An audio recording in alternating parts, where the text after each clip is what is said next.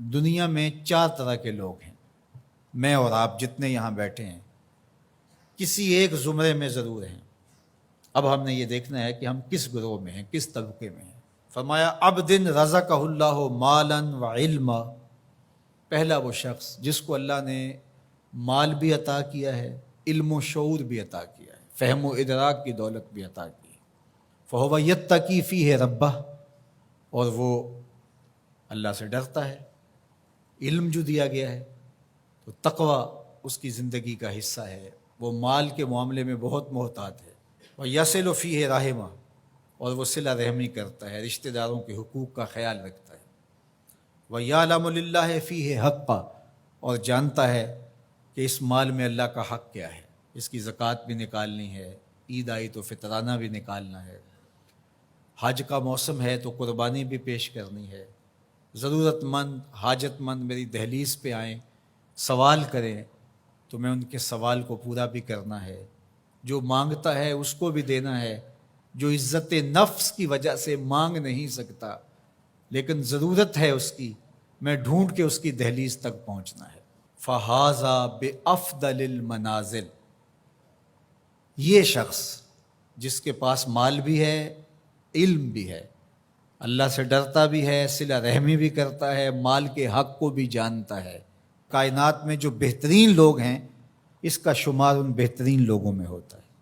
وَعَبْدٌ رَزَقَهُ اللَّهُ عِلْمًا، دوسرا وہ شخص جس کو اللہ تعالیٰ جل شانہ نے علم عطا کیا، وَلَمْ يَرْزُقْهُ مَالًا، لیکن اس کے پاس مال و دولت نہیں ہے، فَهُوَ صَادِقُ النِّیَّۃِ، لیکن بڑا سچی نیت کا شخص ہے۔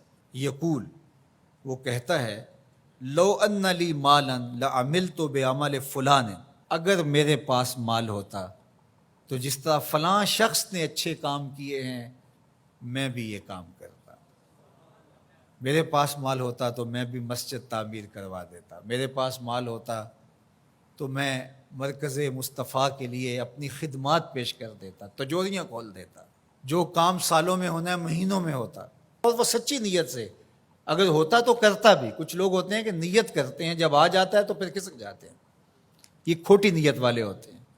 جب مال آتا ہے تو کہتے ہیں نہیں اس مال سے اور مال بنائیں گے پھر مال دیں گے، کچھ لوگ یہ سوچتے ہیں۔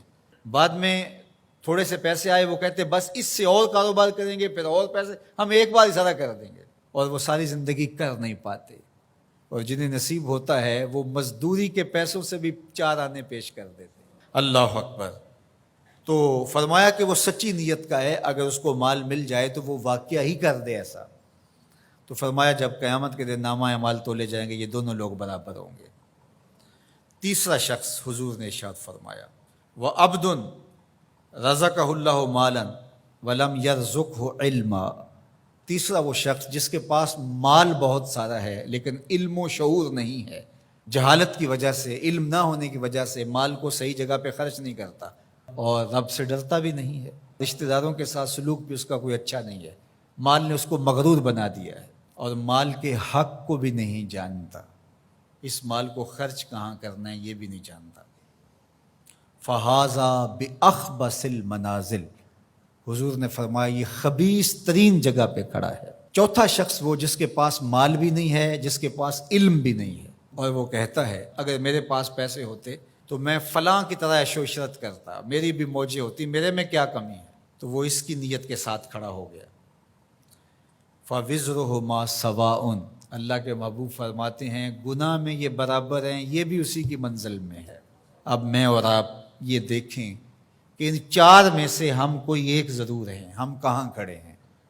اگر پہلی 2 منزلوں میں ہیں، پہلے 2 طبقوں میں ہیں تو شکر کا سجدہ کیجئے، اور اگر دوسرے 2 طبقوں میں ہے تو توبہ کرنے میں دیر نہ کیجیے، رجوع اللہ کیجیے۔ اللہ اکبر۔ تو اللہ کی راہ میں مال خرچ کرنا یہ خوش نصیب لوگوں کا مقسوم ہوا کرتا ہے۔